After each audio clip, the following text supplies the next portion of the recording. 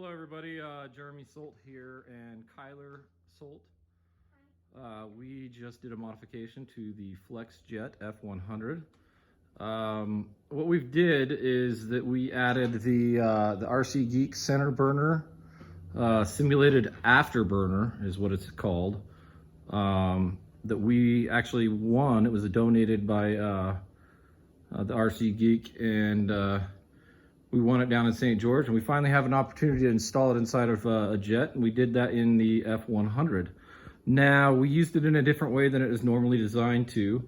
What we did is we cut a hole in the top underneath the rudder, or the vert. We had the light pushed at an angle so that it shines in the entire bay. And so inside the bay, it would be up in the very, very top up there. Don't mind my my foam, spray foam, to try and expand and keep that thrust tube in there. But you can't install it on the back of these motors because the motor doesn't have any area on there.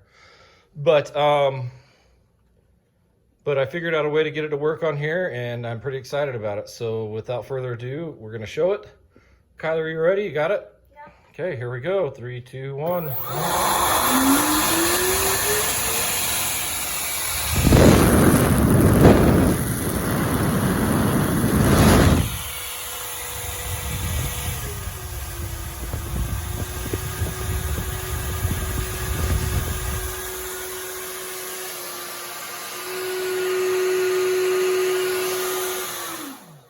So I've got a little bit of work to do underneath the area up here, as you can see where it was shining through.